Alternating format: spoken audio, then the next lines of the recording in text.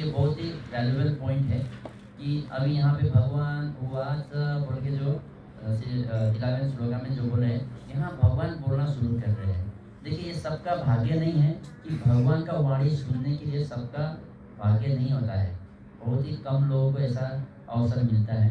तो यहाँ पे आज अभी हम जो सुन रहे हैं कि भगवान बोल रहे हैं प्रत्यक्ष रूप में, भगवान का वाणी है गीता, भगवत गीता यानी क्या है, भगवान का गीत, भगवान ने बोला हुआ गीत है, मतलब कि संदेश है, ज्ञान है। तो ये भगवान से निकला हुआ डायरेक्ट जो शब्द है ये श्लोक में जो पढ़ा, और इसका मीनिंग क्या होता है कि ऐसा कभी नहीं हुआ कि मैं ना रहा हूँ या तुम ना रहे हो, अथवा ये समस्त राजा ना रहे हो, और ना ऐसा ही है कि भविष्य में हम लोग नहीं रहेंगे। तो ये अर्जुन को बोल रहे हैं। अर्जुन क्योंकि विषाद में है, दुख में है, वो अपनों को दिखकर उनको वो लोग को मारना पड़ेगा बोल के वो दुख में है। तो इसलिए भगवान बोल रहे हैं कि अरे बाबा ये लाइफ जो है ये इतना ही लाइफ नहीं है, इससे पहले भी ये लोग तुम राजा ये सब लोग थे, मैं भी था, और आगे फ्यूचर में ये जीवन खत्म होने के बाद इतना ही जीवन में खत्म नहीं होता है, इसके बाद में आगे है, मतलब भगवान ये बोल रहे हैं। ठीक है, तो तात्पर्य में शिला प्रभुपाद जी बता रहे हैं कि वेदों में कठोपनिषद में तथा श्वेताश्वर उपनिषद में कहा गया है कि जो श्री भगवान असंख्य जीवों के कर्म तथा कर्म फल के अनुसार उनकी अपनी अपनी परिस्थितियों में पालक है। तो यहाँ पे दो तीन चीज सीखने को मिल रहा है कि एक तो वेद शास्त्र उपनिषद का नाम लिया गया है, ये किसके लिए लिया है? देखिए हम लोग को इतना शास्त्र पढ़ने का तो टाइम नहीं है, वेद शास्त्र पढ़ने का टाइम नहीं है। तो इस भक्तिवेदांत स्वामी श्री प्रभुपाद जी ने ये बोल रहे हैं कि यहाँ पे ये जितना भी शास्त्र है ना, ये सब शास्त्र में ये लिखा है कि हम सब जीवात्मा का पालन जो है भगवान करते हैं। यहाँ पे देवता करते नहीं बोल रहे, भगवान एक होते हैं, देवता अनेक होते हैं। पहली बात क्या है कि ये बात को हमको समझना होगा, क्योंकि हम लोग नॉर्मली जब तक हम भगवद गीता को नहीं पढ़ते हैं या हम लोग सनातन धर्म के विषय में ठीक से जानकारी नहीं लेते, तब तक हमको ऐसा लगता है कि सारा देवता सब जो जितना भी देव देवता है सब भगवान है, हम सबको भगवान ही मानते थे, पहले मैं भी ऐसे मानता था। तो इसको जो है सिस्टमेटिकली जानना जरूरी होता है। भगवान एक ही है और भगवान एक है, देवता अनेक है। ठीक है, तो ये सब परिस्थितियों में जो असंख्य जीवों का कर्म था, कर्म फल के अनुसार उनका जो कर्म होता है, हम लोग जो कर्म करते हैं उसके अनुसार उसका कर्म का फल जो है अपनी अपनी परिस्थिति में मिलती है हर एक जीव को। यानी कि हम जो आज कर्म कर रहे हैं, ठीक है, ये बात अभी देखिए मैंने जो 2-3 साल से आप लोगों को जो आत्मा संस्कार का विज्ञान सिखा रहा था, ऐसा जो पढ़ा रहा था, ये सब बात जो है अभी भगवद गीता में आने के बाद यहाँ पे भगवान अभी जो है बता रहे हैं। यहाँ पे यही जो ज्ञान है हमने अनेक उदाहरण के हिसाब से हमने पहले भी बहुत बार डिस्कस किया। ठीक है, ये कैसे ये संभव हुआ? क्योंकि ये गीता से ही सीख के, मतलब कि अन्य साधुओं से, अन्य छोटा बुक से पढ़ के ये सब जो है, मतलब कि किधर भी कौन सा भी बुक में जाएंगे, किसी भी मार्ग में जाएंगे, आपको सुनने के लिए मिलेगा एक ही ज्ञान। ठीक है, तो हम सबका जो है पालन करता, पोषण करता जो है वो भगवान ही है। तो साधु, केवल साधु पुरुष वही भगवान अंश रूप में हर जीव के हृदय में वास कर रहे हैं। देखिए सबका पालन करता भगवान है। वो किसके हिसाब से भगवान पालन करते हैं? हमारा जो कर्म फल के अनुसार। ठीक है, हमारा जो कर्म है उसके फल के हिसाब से अपनी अपनी परिस्थिति में हम जो है पूर्व समय का जो कर्म फल अपनी अपनी परिस्थिति में है उसके हिसाब से भगवान पालन पोषण हमारा कर रहे हैं। वही भगवान अंश रूप में हर जीव के हृदय में वास कर रहे हैं। मतलब कि वही जो भगवान है परमात्मा रूप में हम सबके हृदय में वास कर रहे हैं। हम खाली इंसान के में नहीं, संपूर्ण जीवात्मा के रूप में, मतलब कि हृदय में जो है वास करते हैं परमात्मा रूप में। अभी आप लोगों को बहुत बार पढ़ा, मैं 2 प्रश्न पूछता हूँ, भगवान और परमात्मा में क्या फर्क है? कौन बता सकते हैं? कोई जानते हैं भगवान और परमात्मा में क्या फर्क है? भगवान पुरुषोत्तम हजुर बोल्नु, भगवान हजुर देवताहरू फरक फरक नाम छ। तर प्रश्न यो छ कि भगवान र परमात्मा कसैलाई छ आइडिया? भगवान परम पुरुष है ओके, और हम लोग जीव है। ठीक है, और कोही प्रश्न गर्न चाहेंगे? परमात्मा यहाँ हुनुहुन्छ, भित्र मुटुमा हुनुहुन्छ हैन, हृदयमा, हरेक हृदयमा हुनुहुन्छ। भगवान र परमात्मामा के फरक छ?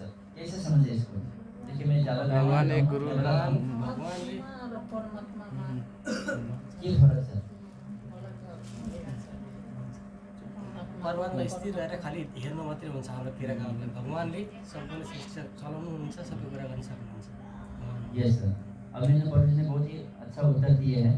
परमात्मा जो है वो स्थिर है, यानी कि वो खाली एक रिकॉर्डिंग की तरह है। परमात्मा भगवान ही है, लेकिन वो एक मतलब कि एक सीसीटीवी के रिकॉर्डिंग की तरह, मतलब कि एक ही स्थिति में भगवान परमात्मा जो है रहते हैं हृदय में। वो खाली सैंक्शन करते हैं जो भी हमारा जीवन में हमारा जो इच्छा होता है, सही विचार या गलत विचार को वो सैंक्शन करते हैं, ओके करते हैं, ठीक है। तो उसका जिम्मेवारी हम खुद होते हैं। परमात्मा को हमारा दुख या सुख से कुछ लेना देना नहीं होता है, लेकिन भगवान जो है वो हमारे संग में रहते हैं। हमारा हर सुख में हर दुख में वो उनको फील होता है। परमात्मा को फील नहीं होता है, भगवान को फील होता है एक ही। और यहाँ पे आगे क्या बता रहा है, केवल साधु पुरुष जो एक ही ईश्वर को भीतर बाहर देख सकता है पूर्ण एवं शाश्वत शांति प्राप्त कर पाते हैं। तो देखिए, केवल साधु पुरुष जो साधु लोग होते हैं, वो साधु लोग जो एक ही ईश्वर को, वही ईश्वर उनको बाहर भी दिख रहे हैं, हृदय में भी दिख रहा है। ईश्वर एक ही है, भगवान एक ही है, परमात्मा एक ही है, लेकिन अंदर में जो ईश्वर है, जो परमात्मा है, उनको भी जान पा रहा है, भगवान को भी जान पा रहा है। ऐसे लोग जो है पूर्ण एवं शाश्वत शांति प्राप्त करते हैं। देखिए, यही चीज को अगर हम लोग समझेंगे तो हम भी पूर्ण शाश्वत और शांति हमको भी प्राप्त हो सकता है, ठीक है। अभी जैसा कि क्लास में तो बहुत सारे लोग आते हैं, कितने लोग उसको जो है अपना जीवन में अपना कर उस मार्ग में चलेंगे और अपना जीवन को जो है साक्षात्कार बनाएंगे। बहुत सारे लोग ऐसा नहीं करते। बहुत सारे लोग जैसे स्कूल में भी पढ़ाई करने के बाद बहुत सेकंड थर्ड आने वाला कुछ स्टूडेंट होते हैं, बहुत सारे लोग जो है लास्ट बेंच में बैठने वाला जो फेल हो जाते हैं, ऐसा भी होता है, ठीक है। तो ऐसे ही जो स्टूडेंट्स लोग जो होते हैं, मतलब कि जो साधु पुरुष जो होते हैं, वो जो है इस प्रकार शास्त्र का अध्ययन से ज्ञान से जो है इस प्रकार भगवान का स्थिति को समझ सकते हैं। संपूर्ण संसार में हर एक जीवात्मा में परमात्मा को देखते हैं, भगवान का देखते हैं, और जो प्रकृति किस प्रकार कार्य करे, ये सब सूर्य कैसे उदय हो रहा है, सूर्यास्त होता है, बारिश होती है, ठंडी आता है, गर्मी आता है, मौसम जो है जो परिवर्तन होता रहता है, इस प्रकार सारा कार्य ऑटोमेटिक कर रहे हैं, चल रहा है, सदियों से चलते आ रहे हैं। हाँ, और हमारा जन्म होता है, हम लोग वयस्क होते हैं, बूढ़े हो जाते हैं, मर जाते हैं, फिर हमारा बच्चे होते हैं, फिर उन लोग भी बड़े होते हैं, फिर मृत्यु हो जाती है। इस प्रकार बहुत सदियों से जो है ये चलते आ रहा है। तो इतना होने के टाइम में भी ये सारा प्रकृति जो है अपना टाइम पे सब कुछ कार्य कर रहे हैं। कभी सूर्य जो है लेट उदय नहीं होता है, सही है, लेट नहीं करते हैं। सूर्य जो है अपना टाइम में आते हैं और सूर्यास्त भी वही टाइम में होता है। टाइम जो हमारा पृथ्वी का जो गोल के हिसाब से थोड़ा सा टाइम अलग होता है, लेकिन सूर्य अपना चक्कर में जो है सेम ही घूमते रहते हैं। तो यहाँ पे कहने के लिए क्या है कि जैसा कि एक उदाहरण देता हूँ, एक गुरु थे, वो गुरुकुल में अपने शिष्यों को ज्ञान दे रहे थे। पढ़ाने के बाद उन्होंने सोचा कि एक बार अभी मैं जो है मेरा शिष्यों को थोड़ा सा परीक्षा लेता हूँ, इन लोगों को टेस्ट करता हूँ कि कितना ये लोग का जो है भगवत भक्ति यानी कि कितना इन लोग का ज्ञान जो है इन्होंने प्राप्त किया। बोल के उन्होंने क्या करते हैं कि वो अपने सारे शिष्यों को एकत्रित बोलते हैं, बुलाते हैं ऐसे ही, और सबको एक एक फल देते हैं। सबको एक एक फल दिया और उनको बोला कि आज का जो टास्क है, जो आप लोग का परीक्षा है, कि आप जो सब लोग जो है ऐसे जगह में छुपो, ऐसे ऐसे जगह में छुपो, मतलब किधर भी जाओ, ये जो फल है आप लोगों को खाना है, लेकिन एक ही शर्त है कि किसी को भी नहीं दिखना चाहिए। ये जो फल खाओगे किसी को भी दिखना नहीं चाहिए। तो जो दिखेगा वो मतलब फेल हो गया, ऐसा मान लो। जिसको उत्तीर्ण होना है, मतलब कि फल खाते हुए किसी ने भी नहीं दिखना है। इस प्रकार का उन्होंने ये सिस्टम लगा के सबको एक एक फल दिया। सारे शिष्य जो है छुपने के लिए चले गए, कोई उधर पीछे चले गए, गौशाला के पीछे छुप गए, कोई पेड़ के ऊपर चढ़ गए, एकदम ऊपर चढ़ के खा रहे हैं, कोई पेड़ के नीचे छुप के खा रहे हैं, कोई अपना जो है पेड़ के नीचे जाके अंधेरा में छुप के खा रहे हैं, क्योंकि वो किसी को भी नहीं दिखना था, ऐसा छुप के खाओ बोल के बोला था। तो सब छुप के खा रहे थे। और एक ने आया, गुरुजी मैंने तो खा लिया, किसी ने भी नहीं दिखा। तो दूसरा आया, मैं भी उधर छुप के खाया, लेकिन मेरे को किसी ने नहीं दिखा। तो तीसरा आया, चौथा आया, ऐसा आते आते गए। और एक जो शिष्य वो आए नहीं थे, तो उनको बुलाया, चिल्लाया, किधर गया वो, कितना देर हो गया, आए नहीं, सब लोग तो है। तो फिर उनको बुलाया, तो वो आ गए। तो उनको बोला, तुम्हारा तो हाथ में अभी फल है, अभी तक ये फल क्यों नहीं खाया? तो वो शिष्य ने बोला कि अरे गुरुजी, मैं किधर भी जाऊँ, मैं छुपने का जगह ही नहीं मिल रहा है। कहीं पे भी जाऊँ तो कुछ तो कोई ना कोई तो है, ऐसा फील होता है। मैं किधर भी छुपूँ, भगवान तो मुझे देख ही रहे। हाँ, जो है भगवान जो है चैतन्य रूप में, भगवान जो है वो तो मेरे को दिख ही रहे। कहीं पे भी मैं बेड के नीचे जाऊँ या पेड़ के ऊपर जाऊँ या किधर भी पीछे जाऊँ, आगे जाऊँ, किधर भी जाऊँ, मुझे तो भगवान दिख रहे हैं। तो मैं ये जो है, आपने तो मुझे बोला था ये कोई भी नहीं दिखना चाहिए, तो मैं ये फल ही खा नहीं पाया, मेरे से मुझसे नहीं हुआ, माफ़ कीजिएगा। तो गुरु ने समझ गया कि ये असली शिष्य है, मतलब कि अच्छा ज्ञान लेता है ये शिष्य जो है। तुम जो है बहुत समझदार शिष्य हो, जो अभी तक मैंने जो सीखा है, मतलब कि तुमने जो है वो पॉइंट को समझा है। तो इस प्रकार, क्योंकि जब अगर हम लोग को पूर्ण ज्ञान होता है, ऐसा इस प्रकार अगर धार्मिक, मतलब कि हमारा जो है भागवत ज्ञान अगर हम लोग प्राप्त करते हैं, तो क्या होता है कि हम भगवान को हर एक क्षण अंदर भी बाहर भी ये तो यामी ततो नरसिम्हा, है ना, बाहे नरसिम्हा हृदय नरसिम्हा, भगवान नरसिम्हा या भगवान विष्णु जो भी है, बाहर भी है, बाहे नरसिम्हा हृदय नरसिम्हा, ये तो यामी ततो नरसिम्हा, किधर भी आप देखेंगे भगवान को जो है प्राप्त कर सकते हैं। तो भगवान कहीं पे भी कभी भी जो है हाइड नहीं है, भगवान हमारा समक्ष है, अंदर भी है, बाहर भी है, लेकिन उसको देखने के लिए हमारे पास में वो दिव्य दृष्टि होना चाहिए। तो इस प्रकार यहाँ पे श्रील प्रभुपाद जी लिखते हैं कि जो केवल साधु पुरुष जो है एक ईश्वर को भीतर बाहर देख सकते हैं और पूर्ण एवं शाश्वत शांति प्राप्त कर सकते हैं। अगर इस प्रकार हम लोग भी इस ज्ञान को ठीक से समझकर इस प्रकार अपना साधना को ठीक से अगर हम पालना करते हैं, तो हम भी भगवान को जो है हर जगह में पा सकते हैं। ठीक है, तो आगे भी पढ़ते हैं कि नित्यो नित्यानां चेतसेतानां एको बभो यो विदधाति कामना तमात्मस्थं यस् अनुपश्यन्ति धीरास्तेषां शान्ति शाश्वती निरसाम्। जो वैदिक ज्ञान अर्जुन को प्रदान किया गया, वही विश्व के उन समस्त पुरुषों को प्रदान किया जाता है जो विद्वान होने के दावा तो करते हैं, किंतु जिनकी ज्ञान राशि निम्न है। तो इस संसार में ये ज्ञान जो है सबके लिए उपलब्ध है, ठीक है, लेकिन बहुत सारे लोग जो है बहुत ज्ञानी जो समझते हैं, फिर भी उनका जो ज्ञान है शून्य रहता है। वो है इस मतलब कि शास्त्र का ज्ञान के बिना अन्य जो ज्ञान है वो शून्य रह जाता है। भगवान परम पुरुष है तथा भगवान का चिर संगी अर्जुन एवं वहाँ पर एकत्र सारे राजगण शाश्वत पुरुष है। ऐसा नहीं है कि ये भूतकाल में प्राणियों के रूप में अलग अलग उपस्थित नहीं थे, और ऐसा भी नहीं है कि ये शाश्वत पुरुष बने रहेगा। अतः किसी के लिए शोक करने की कोई बात नहीं है। तो यहाँ पे भगवान श्रील प्रभुपाद जी बोल रहे हैं भगवान का जो ये श्लोका में कि जितना भी वहाँ पे जो युद्ध में जो उपस्थित थे राजा लोग, अर्जुन, जितना भी लोग थे, वो सबका जो है जीवन परिवर्तन, मतलब कि उन्होंने बहुत बार कई बार जो है जन्म ले चुके हैं। पहले हम लोग का भी जन्म पहले, मतलब कई बार हम लोग ने जो है अन्य अन्य योनि में हमारा जन्म हो चुका है। ये हमारा मनुष्य योनि जो है फर्स्ट योनि नहीं है, पहला शरीर नहीं है और आखिरी शरीर भी नहीं है, क्योंकि आगे भी हमको बहुत सारा शरीर धारण करना पड़ सकता है। तो फर्क क्या है कि हमारा जो कर्म है, जैसा चेतना है, उसके हिसाब से हमको जो है योनि प्राप्त होती है। इसीलिए अगर आप लोग देखेंगे, अभी भी हम लोग अगर किसी का आदत देखेंगे, तो कोई लोग बहुत साफ सुथरे रहना चाहते हैं, कोई लोग बहुत गंदगी में रहते हैं, उनको उसी में अच्छा लगता है।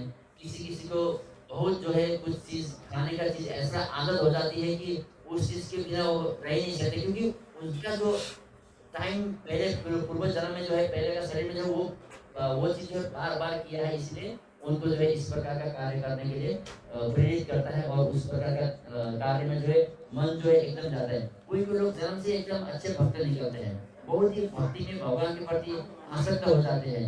हाँ, बचपन में कीर्तन सीख लेते हैं, बहुत छोटे एकदम कम उम्र में। आप देखते हैं ना सोशल मीडिया में एक छोटा बच्चा जो है कितना अच्छा जो है अभी जो एक किस्म का जो एक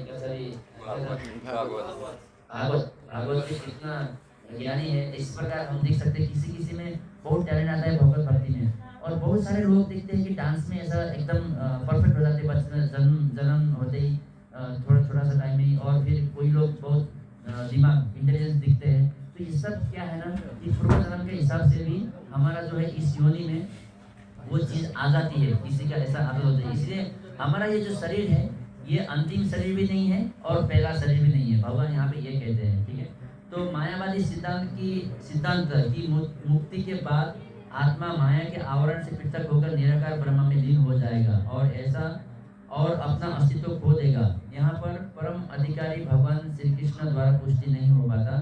नहीं इस सिद्धांत का समर्थन हो पाता है कि भगवान तथा अन्यों का अस्तित्व का चिंतन करते। तो यहाँ पे आप लोग को क्या समझना है कि जो मायावादी सिद्धांत है, लोग क्या बोलते हैं कि मुक्ति इस जीवन का लक्ष्य है, मुक्ति पाना यानी कि ब्रह्मा ज्योति में लीन होना। जो ऐसा बोलते हैं वो मायावादी है, क्योंकि वो मुक्ति पाकर ब्रह्मा ज्योति में लीन होने से खाली मतलब वो जीवन का लक्ष्य है या वही अंतिम उपाय भगवान ने कहीं पे भी नहीं बोले हैं। यहाँ पे ये बता रहे हैं, ऐसा कोई बोला नहीं है, ऐसा है भी नहीं। वृद्धावस्था में ही हम अस्तित्व का चिंतन करते हैं। और कोई लोग ये भी बोलते हैं कि वृद्धावस्था में ही हम लोग अस्तित्व का जो है चिंतन कर पाते हैं। ये भी सही नहीं है। यहाँ पे शिला प्रभुपाद जी ऐसा बोल रहे हैं। तो आगे एक प्रभु जी इसका जो नीचे वाला तात्पर्य पढ़ लीजिए। तो मैं पढ़ूंगा तो ज़्यादा लंबा हो जाएगा, आप लोग कोई पढ़ लीजिए। हरे कृष्ण। भगवान श्री कृष्णले यहाँ स्पष्ट भन्नुभएको छ, भविष्यमा पनि आत्मा र परमात्माको चिन्तकता यथावत रूपमा निरन्तर रहिरहनेछ। उपनिषदहरूमा पनि यस कुराको पुष्टि गरिएको छ। श्रीकृष्णको यो भनाइ प्रामाणिक छ, किनभने उहाँ मायाको विषय हुनु सक्नुहुन्न। यदि यो पृथकता द्वैत सत्य नभए भए भविष्यका लागि समेत भगवान श्रीकृष्णले यति जोड दिनुहुन्न थियो। श्रीकृष्णले भन्नुभएको छ, पृथकता आध्यात्मिक नभएर भौतिक हो भन्ने तर्क मायावादीहरूले गर्न सक्दछन्। यदि पृथकता भौतिक नै हो भन्ने तर्क स्वीकार गर्ने भए पनि मानिसले भगवान श्रीकृष्णको पृथक व्यक्तित्वको पहिचान कसरी गर्न सक्दछन्?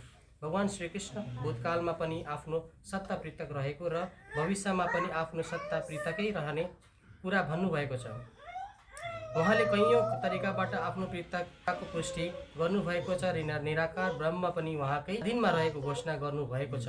श्रीकृष्णले सधैँ आफ्नो आध्यात्मिक पृथक सत्तालाई कायमै राख्नु भएको छ। यदि भगवान श्रीकृष्णलाई सामान्य चेतना भएको एउटा सामान्यबद्ध जीव मान्ने भए प्रामाणिक शास्त्रका रूपमा उहाँको भगवद्गीताको कुनै मूल्य रहने छैन।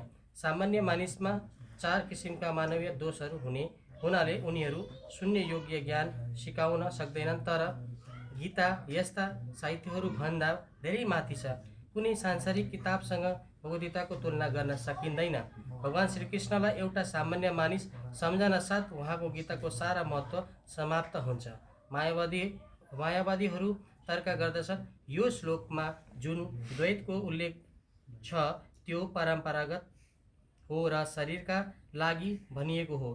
तर यस्तो शरीर सम्बन्धी धारणालाई यो भन्दा पहिलाको श्लोकमै निन्दा गरिएको छ। एक मिनट, तो यहाँ पर क्या बोल रहे हैं कि अगर कोई भगवत गीता मतलब भगवान को अगर कोई सामान्य व्यक्ति मानते हैं, बहुत सारे लोग अंजान में जो है इस प्रकार सोचते हैं कि सामान्य बालक के रूप में एक उत्कृष्ट बालक या कुछ दिव्य बालक के रूप में भी लोग सोचते हैं। इवन हम लोग का अभी का बात क्या करें, उस टाइम में भी जब श्री कृष्ण ने जब अवतरित हुए थे तब भी बहुत सारे लोग जो है भगवान को भगवान के रूप में नहीं जान पाए थे, है ना। तो ये सब मूर्खता होती है। तो यहाँ पे क्या कह रहे हैं, अगर अभी का दिन में भी अगर कोई ऐसा लोग भगवान को जो है सामान्य मानते हैं, तो फिर इस प्रकार जो भगवद्गीता को जो ज्ञान है ना, इसको वास्तव में वो लोग कभी लाइफ में समझ ही नहीं पाते, क्योंकि उसका जो असली जो ज्ञान है, उसका जो महत्व है, वो लोग जो है नॉर्मल बुक की तरह वो लोग मानते हैं और जानते हैं। और इस प्रकार जो है उन लोगों को कभी भी भगवत भक्ति या भगवान का जो है भगवान का महत्व या भगवान को जानने में जो है वो लोग हमेशा असक्षम रहेंगे। इस प्रकार बता रहे हैं। आगे पढ़िए। प्राणीको शारीरिक अवधारणाको बुद्धि सम्बन्धी धारणाको निन्दा गरिसकेपछि भगवान श्रीकृष्णले फेरि त्यही शरीरमाथिको परम्परागत प्रस्ताव दोहोऱ्याउन कसरी सम्भव थियो? अथवा यो पृथकताको उल्लेख आध्यात्मिक क्षेत्रकै लागि गरिएको हो र रामानुज तथा अन्य महान आचार्यहरूले पनि यो कुराको पुष्टि गर्नुभएको छ। केवल भगवानका भक्तहरूले मात्र यो पृथक आध्यात्मिक सत्तालाई बुझ्न सक्दछन् भन्ने स्पष्ट उल्लेख भगवद्गीतामा धेरै ठाउँमा गरिएको छ। भगवान श्रीकृष्णको ईर्षा गर्नेहरूको यस महान साहित्यमा आधिकारिक पहुँच हुन सक्दैन। गीताको उपदेशमा अभक्तहरूको पहुँच महुरीले महको बन्द बोतल चाटे जस्तो हुन्छ। बोतल नखोली कसैले पनि महको स्वाद लिन सक्दैन। ठीक त्यसै गरी केवल भक्तहरूले मात्र यो भगवद्गीताको रहस्य बुझ्न सक्दछन्, अरूले यसको स्वाद लिन सक्दैनन्। यो कुराको उल्लेख यसै पुस्तकको 4औं अध्यायमा गरिएको छ। भगवानको सर्वव्यापक अस्तित्वको विरोध गर्नेहरूले पनि गीताको रहस्य बुझ्न सक्दैन। त्यसैले मायावादीहरूद्वारा गरिएको गीताको व्याख्या सम्पूर्ण साहित्यकै सबभन्दा भ्रमपूर्ण प्रस्तुतिकरण हो। चैतन्य महाप्रभुले हामीलाई मायावादीहरूद्वारा गरिएको भाष्य पढ्न निर्देश गर्नुभएको छ र चेतावनी दिनुभएको छ। तो यहाँ पे भी मैं इस कवि में क्लियर कर देता हूँ, आपको मैं एकदम साधारण रूप में समझाता हूँ कि जिस प्रकार अगर हम लोग समझते हैं यहाँ पे चलिए अगर इंडिया का एक्टर्स लोग का उदाहरण देंगे तो ज़्यादा मैच नहीं होगा, क्योंकि उन लोग को इवन अरबी लोग बहुत लोग पहचानते हैं। अगर हम लोग बांग्लादेश का, पाकिस्तान का या नेपाल का कोई एक अच्छा एक्टर को इधर लेके आते हैं शॉपिंग मॉल में कहीं पे भी, तो मैक्सिमम लोग उनको नहीं जानते हैं, है ना, उसका कोई जादू नहीं देते हैं। लेकिन जो नेपाली होता है, नेपाली को अगर भुवन किसी राजा समाल ऐसा कोई लेके आके रख देंगे, सामने रहेगा साथ में, तो कोई भी लोग फोटो खींचेगा, उसको इम्पोर्टेंस देगा, है ना, क्योंकि वो एक एक्टर से हम लोग पहचानते हैं। तो ये एकदम नॉर्मल उदाहरण है, लेकिन समझाने के लिए मैं ऐसा बोल रहा हूँ, इनके साथ कंपेयर नहीं कर सकते ऐसा उदाहरण, लेकिन हमारा भौतिक बुद्धि से समझाने के लिए बता रहा हूँ। जिस प्रकार हम अगर नेपाली एक्टर्स को देखे आएंगे और उनका साथ में देखेंगे, उनको नजदीक में देखेंगे, तो हम उनको पहचानते हैं, रेस्पेक्ट करते हैं। उसी प्रकार जो भक्त होते हैं, जो डिवोटीज होते हैं, जो भगवान के शुद्ध वैष्णव होते हैं, भक्त होते हैं, वो लोग ही इस गीता के ज्ञान को समझ पाते हैं, इस गीता का जो उद्देश्य को समझ पाते हैं, श्रील प्रभुपाद जी के तात्पर्य को समझ पाते हैं, भगवान के जो वाणी है उसको समझ पाते हैं, भगवान क्यों अवतरित होते हैं उसका जो कारण है वो समझ पाते हैं। कौन? भक्त लोग। अब भक्त लोग जो है उस चीज को नहीं समझ पाएंगे कभी भी। जैसा मैंने बताया ना कि एक्टर को जो है वो उसका रिलेटिव लोग ही समझ सकते हैं।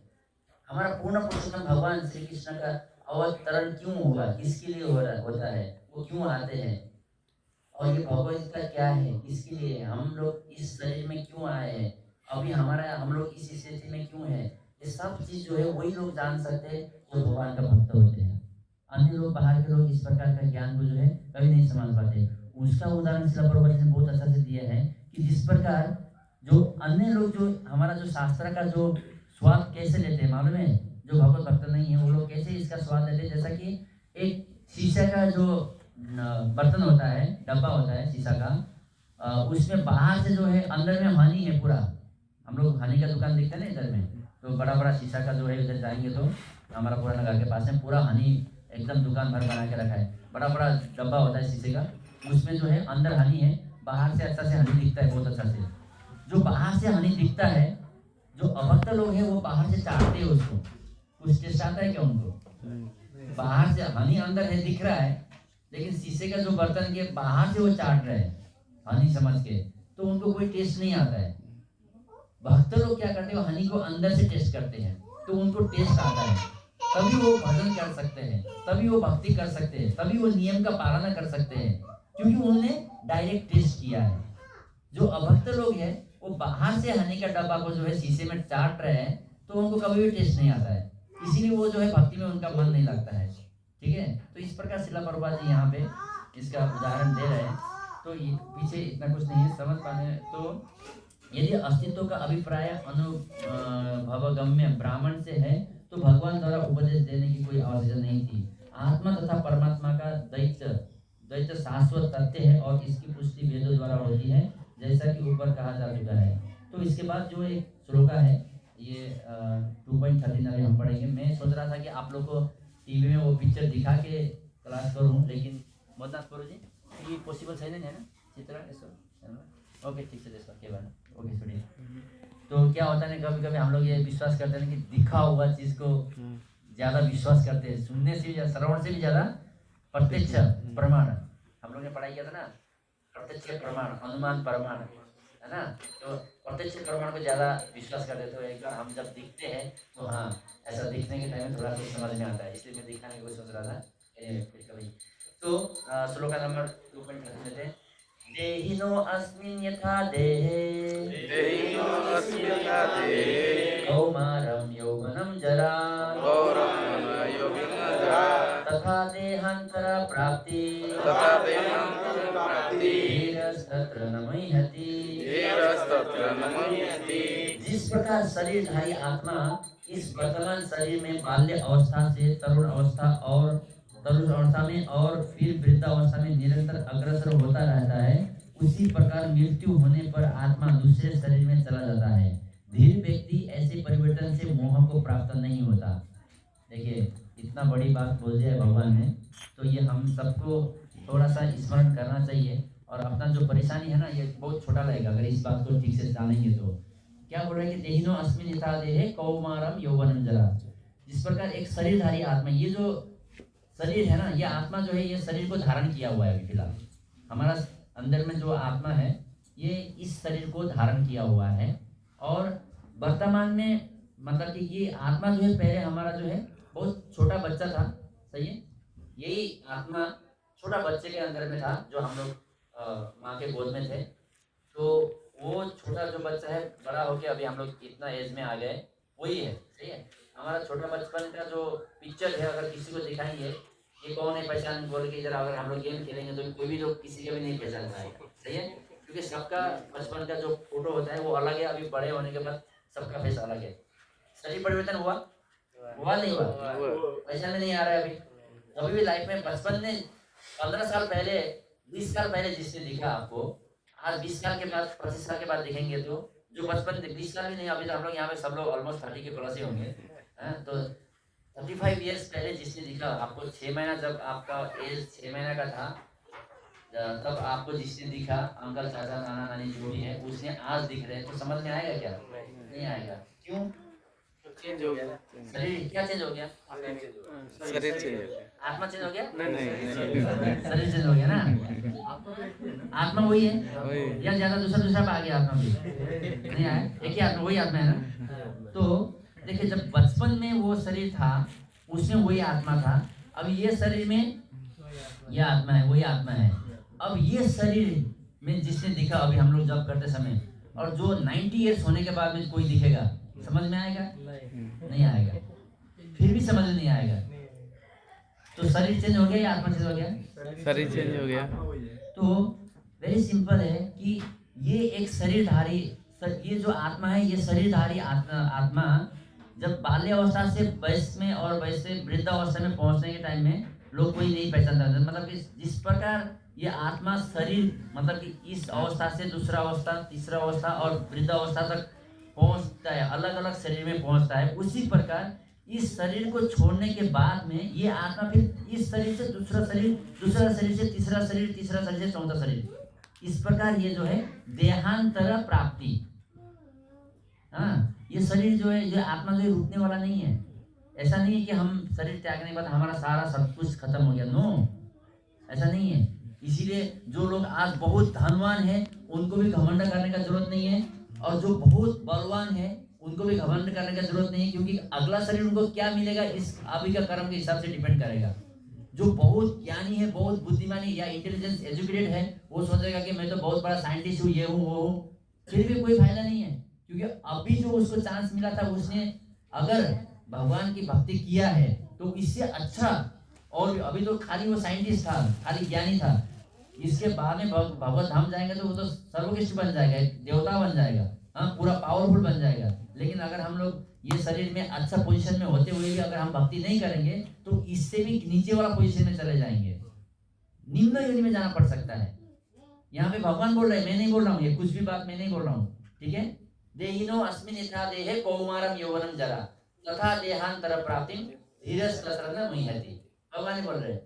तो ये शरीर जो है परिवर्तन, ये आत्मा जो है शरीर के साथ परिवर्तन हो रहा है, और ये शरीर छोड़ने के बाद दूसरा शरीर, तीसरा शरीर छोड़ने, ये सब अगला शरीर कौन डिसाइड करता है?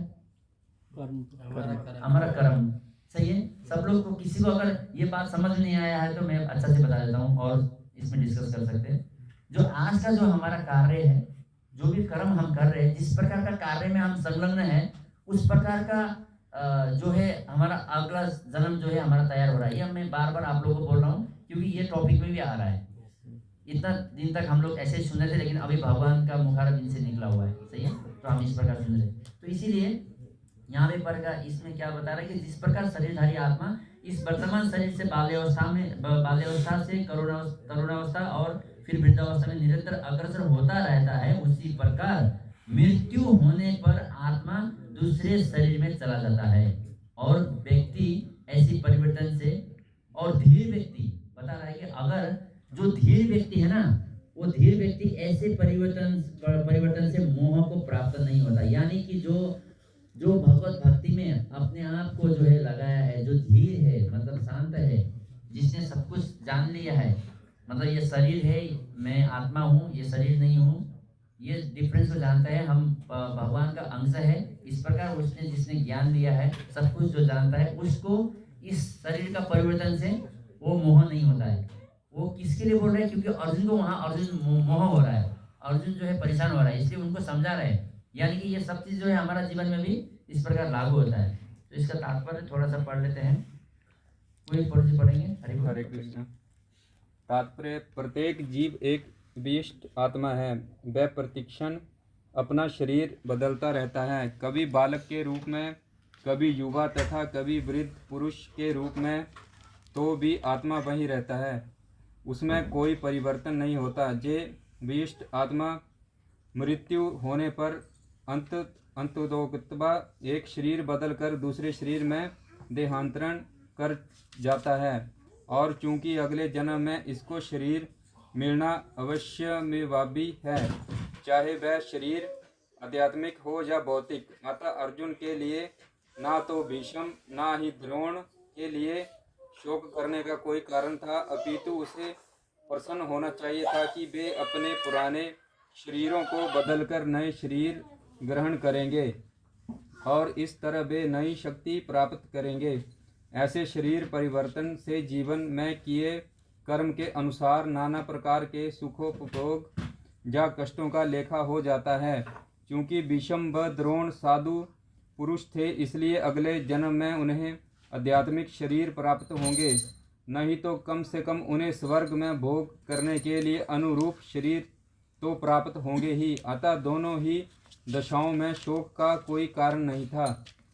जिस मनुष्य को विशिष्ट आत्मा, परमात्मा तथा भौतिक और आध्यात्मिक प्रकृति का पूर्ण ज्ञान होता है, वह धीर कहलाता है।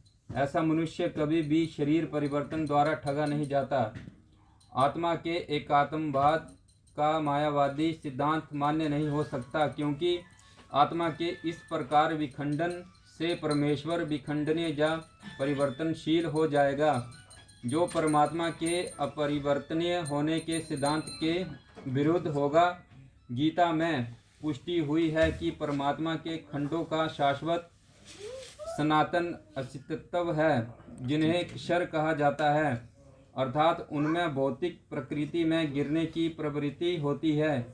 जे भिन्न अंश खंड नित्य भिन्न रहते हैं, जहाँ तक कि मुक्ति के बाद भी विशिष्ट आत्मा जैसे का तैसा भिन्न अंश बना रहता है, किंतु एक बार मुक्त होने पर वह श्री भगवान के साथ सच्चिदानंद रूप में रहता है। परमात्मा पर प्रतिबिंबवाद का सिद्धांत व्यवहित किया जा सकता है, जो प्रत्येक शरीर में विद्यमान रहता है, वह विशिष्ट जीव से भिन्न होता है। जब आकाश का प्रतिबिंब जल में पड़ता है, तो प्रतिबिंब में सूर्य, चंद्र तथा तारे सभी कुछ रहते हैं। तारों की तुलना जीवों से तथा सूर्य या चंद्र की परमेश्वर से की जा सकती है। विशिष्ट अंश आत्मा को अर्जुन के रूप में और परमात्मा को श्री भगवान के रूप में प्रदर्शित किया जाता है। जैसा कि चतुर्थ अध्याय के प्रारंभ में स्पष्ट है, वे एक ही स्तर पर नहीं होते। यदि अर्जुन कृष्ण के समान स्तर पर हो और कृष्ण अर्जुन से श्रेष्ठतर न हो, तो उनमें उपदेशक तथा उपदिष्ट का संबंध अर्थहीन होगा। यदि ये दोनों माया द्वारा मोहित होते हैं, तो एक को उपदेशक तथा दूसरे को उपदिष्ट होने की कोई आवश्यकता नहीं है। ऐसा उपदेश व्यर्थ होगा, क्योंकि माया के चंगुल में रहकर कोई भी प्रमाणिक उपदेशक नहीं बन सकता। ऐसी परिस्थितियों में ये मान लिया जाता है कि भगवान कृष्ण परमेश्वर हैं, जो पद में माया द्वारा विस्मृत अर्जुन रूपी जीव से श्रेष्ठ हैं। हरे कृष्ण। हरे कृष्ण। बहुत बहुत धन्यवाद। आप सब लोग ने अच्छा से सुना होगा श्रील प्रभुपाद जी के तात्पर्य को।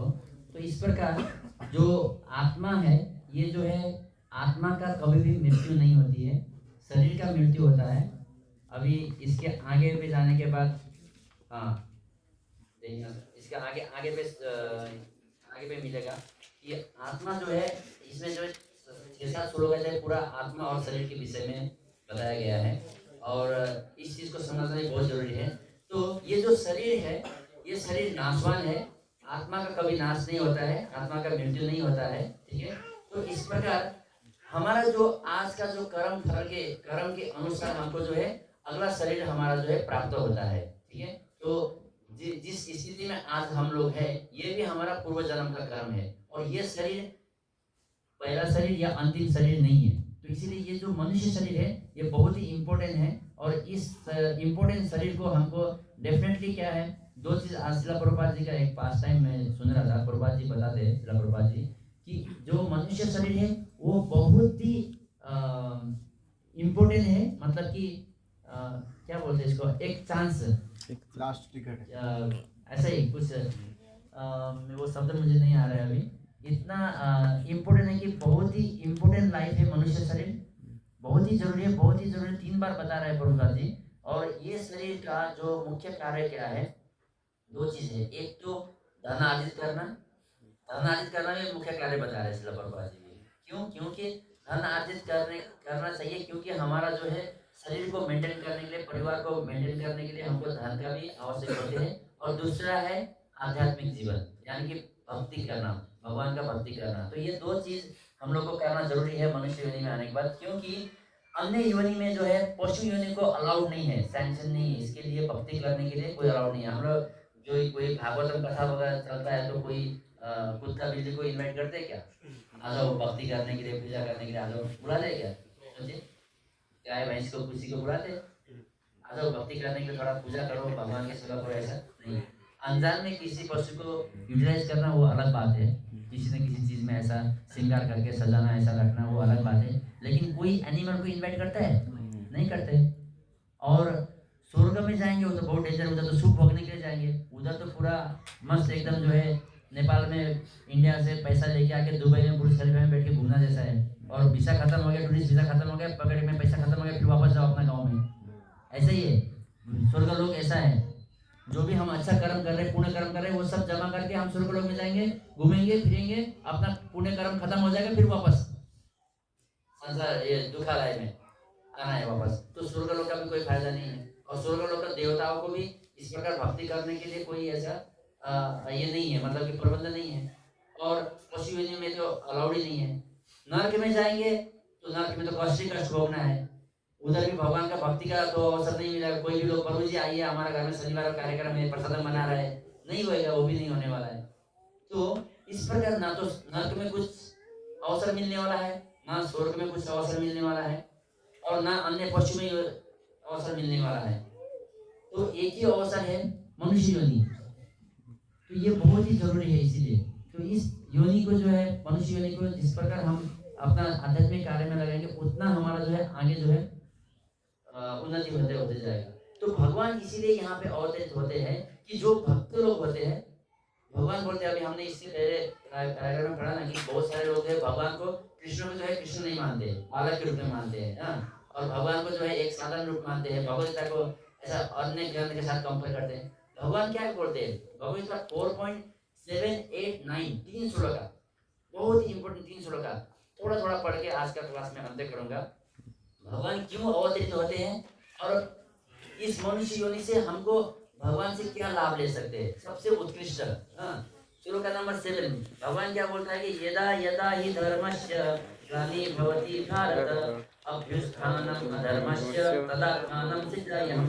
मतलब हे भरतवंशी, जब भी और जहाँ भी धर्म का पतन होता है और अधर्म की प्रधानता होने लगती है, तब तब मैं अवतार लेता हूँ।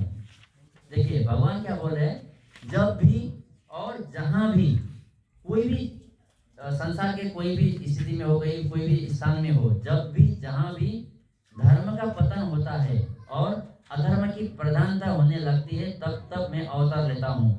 तो भगवान हम लोग देख सकते हैं कि अन्य शास्त्र में देख सकते हैं कि भगवान राम के अवतार में आए, कृष्ण रूप में आए, बहुत सारा नरसिंह देव के रूप में आते हैं, बहुत सारा भगवान जो है अवतार लेते रहते हैं। और अगला श्लोक में फिर क्या बोलते हैं, परित्राणाय साधूनां विनाशाय च दुष्कृतां धर्म संस्थापनार्थाय संभवामि युगे युगे।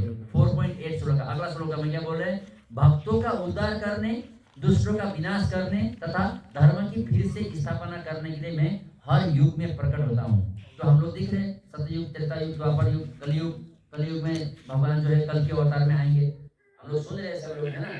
तो इस प्रकार भगवान जो है हर एक युग में आएंगे, ठीक है। हर एक युग में आते वो खाली दूसरों का संहार करने के लिए नहीं, भक्तों का उद्धार करने के लिए, भक्तों का अपना संगति देने के लिए, उनको आनंद देने के लिए भगवान जो है इस प्रकार अवतरित होते हैं।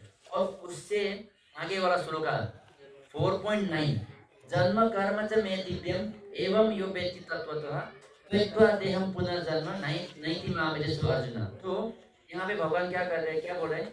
हे अर्जुन, जो मेरे अभिभार तथा कर्मों की दिव्य प्रकृति को यथा रूप में जानता है, वह इस शरीर को छोड़ने पर पुनः इस भौतिक संसार में पुनः जन्म नहीं होता, वो तो अभी तो मेरे सनातन धाम को प्राप्त होता है।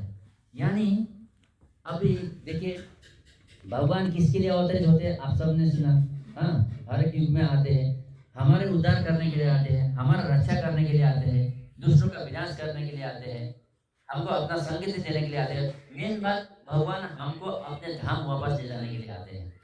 अब उसके लिए क्या चाहिए?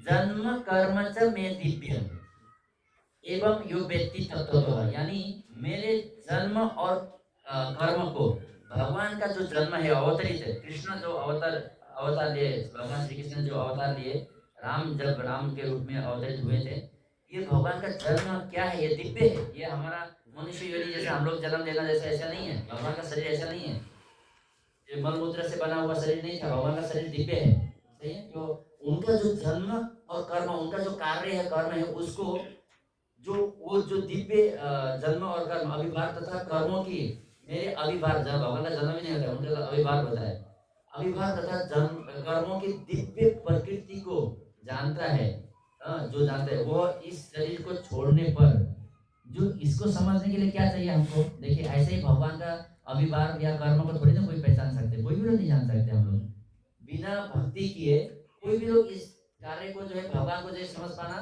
दुष्कृत है, वो मुमकिन नहीं है। तो उसके लिए भगवान का करीब जाना पड़ेगा, भगवत भक्तों का संगति करना पड़ेगा, तभी जाके हम लोग जो इस बात को समझ सकते हैं। अब भगवत भक्ति का संगति में एक बात आता है, साधु संग सर्व शास्त्र का है, लव मात्र साधु संग सर्व सिद्धि है। ये तो हमने बहुत बार सुना है। एक लव मात्र साधु संग से, भक्तों का संगति करने से सर्व सिद्धि होता है। वो होता है उसके लिए जो उस चीज को समझते हैं। अभी साधु संगति करना बहुत जरूरी है। यहाँ पे बहुत सारा साधु संग होते हैं, आते हैं, लेकिन अगर हम लोग खाली आएंगे और जाएंगे तो भी हमारा इतना अच्छा उद्धार नहीं हो पाएगा जितना आप उनको समझकर हो पाता है। यानी कि साधु संगति बोलने से क्या होता है? साधु संग मतलब ये होता है कि साधु संग में आप साधु का संगति कर रहे हैं, भक्तों का संगति में आ रहे हैं, तो आपको उनसे कुछ सीखना है। उनका अच्छा जो आचरण होता है, अच्छे जो आदत होते हैं, वो किस प्रकार चैंटिंग करते, किस प्रकार सेवा करते, किस प्रकार अध्ययन करते, किस प्रकार जो है वो अपना जीवन को जी रहे हैं, इस प्रकार अगर हम भक्तों से कुछ सीखते हैं तो उसका असर होता है। अगर हम आके अगर कुछ भी नहीं सीखते हैं, खाली इधर से सुन के इधर से उड़ा देते हैं, फिर हमारा जीवन में भी कुछ सुधार नहीं होगा, लेकिन बहुत कम मात्रा में। ऐसा तो नहीं है कि भगवत भक्ति में कुछ भी चीज मिलता नहीं है। अगर आपने कल्पना भी कर लिया कि आज मैं जो है भगवत भक्ति के संग में जा रहा हूँ, एक कथा सुनने जा रहा हूँ, या भागवत कथा के पास भागवत कथा श्रवण करने जा रहा हूँ, आपने कल्पना भी कर लिया, उसका भी फल मिलता है। और यहाँ पे अभी हमने पढ़ा था कि जो भीष्मदेव द्रोणाचार्य जो अर्जुन को बता रहे हैं, कृष्ण क्या बोल रहे हैं कि भीष्मदेव द्रोणाचार्य जो महान योद्धा है, गुरु है, वो लोग तो बहुत ही, भले ही वो लोग कुछ रीजन से वहाँ पे जो है दुर्योधन के तरफ में है और अर्जुन को उनका वध करने का जो है मजबूरी है, लेकिन फिर भी वो लोग एटलीस्ट स्वर्ग लोग जाएंगे, नहीं तो एटलीस्ट मतलब लास्ट में उनका जो है अगला शरीर बहुत अच्छा शरीर प्राप्त होगा, अच्छा लोक में शरीर प्राप्त होगा, देवता का शरीर प्राप्त होगा, देवलोक में जाएंगे, स्वर्गलोक में जाएंगे, उनका जो है पतन होने वाला नहीं है, इसलिए इससे अच्छा मिलने वाला है, इसे तुमको चिंता करने की कोई जरूरत नहीं बोलते ना उसको, जो भीष्मदेव द्रोणाचार्य को। मतलब कि यहाँ पे क्या है, अगर हम लोग थोड़ा भी अगर भक्ति करते हैं तो कुछ भी चीज नुकसान नहीं होने वाला है, मतलब वेस्ट जाने वाला नहीं है। एटलीस्ट हमको इससे बेटर लाइफ मिलने वाला है, अगला जन्म इससे अच्छा लाइफ मिलने वाला है, इससे अच्छा परिवार में हमारा जन्म होने वाला है। चलिए इनकेस अगर कोई बहुत अच्छा से नियमों का पालन नहीं कर पाएंगे, भगवत भक्ति करके भगवत धाम ना जा पाए, तो भी उनका अगर भक्ति बीच में भी रुक जाता है तो भी नुकसान नहीं है। भगवान क्या बोल रहे हैं, उसको जो है एटलीस्ट इससे जो है बेटर काफी अच्छा शरीर जो है प्राप्त हो सकता है। हम लोग आजकल देखते हैं मैक्सिमम जो कलयुग में जो मस्त एकदम अच्छा एजुकेटेड लोग हैं, जो श्रद्धावान है भगवान के जिसका ऊपर कृपा रहता है, उन लोगों को इस प्रकार है कृष्ण भावना में जो है इस्कॉन के जो मार्ग है बहुत ही सरलता से समझ में आता है, वो लोग डीपली लग जाते हैं। अन्य कई लोग ऐसे होते हैं जिनको धर्म के नाम पे खाली थोड़ा नाम का धर्म करना है, खाली दिखाने के लिए कुछ पूजा, पंडित को बुलाया, पंडित पूजा कर रहे हैं, उनको वो विधि भी करने के लिए उनको इच्छा नहीं है, खाली तुम पंडित आओ तुम अपना करो, हम खाली दिखेंगे, फोटो वोटो खींचेंगे, पोस्ट वोस्ट करेंगे, धर्म कर रहे हैं और जो है तुमको हम दक्षिणा देंगे, तुम जाओ। और पंडित 3 घंटा 4 घंटा लगाएंगे तो पूछेंगे अरे क्यों पंडित जी, क्यों शादी के लिए इतना देर क्यों लग रहा है, थोड़ा जल्दी करो, हर चीज जल्दी। पंडित को भी और अच्छा इजी ओके मेरा तो ठीक है, मैं चलो इसके बाद ये जो भी है। तो आजकल पंडित खुद आदत हो गए कि वो लोग जो है एक दिन में जो है 4 घर में ये क्या करते हैं, ये पिंडदान करके चलते हैं, एक दिन में 4 5 6 7 घर में करते रहते हैं। तो इस प्रकार जो करता है वो भी खुद शॉर्टकट में मतलब वो करवाना चाहते हैं हर चीज, तो मतलब कि नाम का धर्म कर रहे हैं बहुत सारे लोग। दिखने के टाइम में हवन होना चाहिए, कुछ पंडित का कार्य होना चाहिए, दक्षिणा देना चाहिए, बस ऐसा वैसा दिखावटी बस। और उनको जो है इस प्रकार कोई भी बंधन में नहीं बनना है, किसी भी सिस्टम में नहीं आना है, ऐसा रूल्स पालना नहीं करना है, चैंटिंग करना ही है बोल के ऐसा नियम नहीं चाहिए। सबको क्या है, फ्रीडम चाहिए। तो ये जो फ्रीडम है इंसान को बहुत नुकसान करता है। कभी भी हमको किसी न किसी के शेल्टर में रहेंगे तो हम लोग बहुत सुरक्षित रहते हैं। शास्त्र के हिसाब से हमने बहुत बार सुना है कि स्त्री को जो है अपने पिता के संरक्षण में होना चाहिए, पहले पिता के बाद पति के संरक्षण में होना चाहिए, पति के अंडर में, फिर उसके बाद में जो है अगर पति नहीं है तो फिर बड़ा बेटा का संरक्षण में रहना चाहिए स्त्री को। तो उसी प्रकार वयोवृद्ध को भी अपना जो है पुत्र या जो भी बेटी है बेटा है उन लोग का संरक्षण में रहना चाहिए। या अगर हम अपने हिसाब से चलेंगे तो फिर हम लोग को बहुत मार मारता है। जैसे इस प्रकार एक गाय को जो है घर में बांध के रखते हैं तो उसको टाइम पे दाना पानी खाना सब कुछ मिलता है, लेकिन वो उसको अगर वो भागना चाहता है उसको छोड़ देंगे तो क्या होता है कि वो चलते रास्ते में जो इधर का खा के सबका मार खा के वो रोड में सीधी में जो प्लास्टिक खाने में मंजूर हो जाती है। तो उसके लिए तो वो बंधन ही अच्छा था ना। तो इसीलिए हम लोग कभी भी किसी न किसी के शरीर में रहना चाहिए। और जो पुरुष होते हैं उनको शास्त्र के अंडर में रहना जरूरी है, गुरु के शेल्टर में रहना जरूरी है। क्योंकि अगर घर के जो मुख्य पुरुष अगर वो भगवत भक्ति में लगते हैं, गुरु का आदेश का पालन करते हैं, तो उनका पत्नी भी वही संस्कार रहेगी और पूरा परिवार में वही संस्कार जाएगा। और एक धर्म के नियमों के अंदर रहकर हम अगर अपना जीवन यापन करते हैं तो हमारा जीवन जो है बहुत ही सुखमय और शांतमय बीतेगा इस जन्म में। और इसके बाद में भी जो भगवान गारंटी बोल रहे हैं कि ऐसा जो व्यक्ति होता है वो मेरे धाम को प्राप्त करते हैं। तो इसलिए हम सबको क्या करना चाहिए कि इस शरीर को, ये देहात्मा बुद्धि, मतलब ये शरीर को जो हम लोग ये आत्मा को जो है हम लोग शरीर मान के जो बैठ है, खाली अपना इंद्रिय तृप्ति में ना लगाकर हमको इस प्रकार भगवान का जो है भक्ति करना जरूरी है। अभी मैं एक ही पॉइंट बोलूँगा, लास्ट पॉइंट, फिर थोड़ा सा एक दो प्रश्न उत्तर है तो हम लोग करेंगे। देखिए कि ये कलयुग का समय चल रहा है। अभी हम लोग को जो हम स्थिति में है, जो समय में हमारा जन्म हुआ है, ये बहुत ही उत्तम समय है। एक्चुअली ये बुरा समय नहीं है, हम लोग बहुत ही उत्तम समय में हमारा जन्म हुआ है। क्योंकि इसके बाद फ्यूचर जो आप लोग कल्पना करिए बहुत ही डेंजरस फ्यूचर है, और भी डेंजरस फ्यूचर है। और थोड़ा पहले का अगर आप टाइम याद करेंगे, हमारा दादा नानी का टाइम में, उस टाइम में सोशल मीडिया वगैरह या इस प्रकार का धर्म आराम से समझ पाना सब कुछ संस्कृत में होता था। केवल पंडित लोगों को ये संभव हो पाता था, सबको ये सब ज्ञान देना संभव नहीं था। तो पहले एक 100 साल पहले का जीवन देखेंगे, वहाँ पे भी इतना मतलब ये आगे बढ़ा हुआ नहीं था दुनिया। और आगे पे जाके फ्यूचर में भी जो है संसार जो है इतना इजी होने वाला नहीं, काफी कष्टमय जीवन जीने वाले हैं आगे पे भी। तो ये जो हमारा समय है बहुत ही अच्छा समय में हमारा जन्म हुआ है। और ये भगवत भक्ति करने के लिए सबसे बेस्ट उत्तम समय है, क्योंकि इस समय में हम लोग को बहुत बड़ा बड़ा यज्ञ करने का जरूरत नहीं है, तपस्या करने का जरूरत नहीं है, क्योंकि वो संभव भी नहीं है। केवल एक चैंटिंग भगवान का स्मरण करके हम भगवान धाम प्राप्त कर सकते हैं, भगवान को पा सकते हैं। हम अपना जीवन ये दुखालय से हम उतर सकते हैं। चिंता सबको होता है, चिंता का चिंतन मत कीजिए, कृष्ण का चिंतन कीजिए, ठीक है। अगर चिंता का चिंतन करोगे तो चिंता को ही प्राप्त होगे, अगर कृष्ण का चिंतन करोगे तो कृष्ण को प्राप्त करोगे। आज तक हमने जितना भी देखा है, पूर्वजों को देखिए, जिसने भी जो ध्रुव महाराज थे उन्होंने भी कृष्ण का चिंतन किया, भगवान विष्णु का नाम जपा, उनका चिंतन किया, भगवान को प्राप्त किया। प्रहलाद महाराज ने इतना तकलीफ हो रहा था, उनका पिता इतना तकलीफ दे रहे थे प्रहलाद महाराज को, विष दिया, समुद्र में गिरा दिया, सांप के घर में डाल दिया, विष पिला दिया, इतना प्रयास किया उनको मारने के लिए। उन्होंने क्या किया? केवल कृष्ण का चिंतन किया, केवल विष्णु का स्मरण किया, उनका रक्षा हो गया और उन्होंने भगवत धाम प्राप्त कर ली। हाँ, जितने भी लोग हम देखेंगे सबके सब जो है चिंतन से भगवान को प्राप्त कर रहे हैं। और हम लोग क्या चिंतन करेंगे? केवल भौतिक शरीर से संबंधित क्रिया में अगर हम लोग चिंतन करेंगे तो हम लोग का जीवन भी उतना तक ही रहेगा, और इसके बाद में जो है जो आनंद है, जो सुख है, वो तो हम कभी भोगते ही नहीं, क्योंकि जो हम लोग को कभी कभी सुख मिलता है ना, वो तो क्षणिक सुख है, हम उसको बहुत बड़ा सुख मान के बैठे हैं, लेकिन उसके बाद फिर और एक कष्ट आता है, फिर सुख, ये तो चलता रहता है।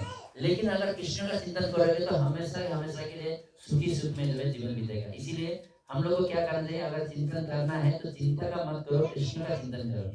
कृष्ण का चिंतन करेंगे तो हमारा जीवन जो है उदार हो जाएगा।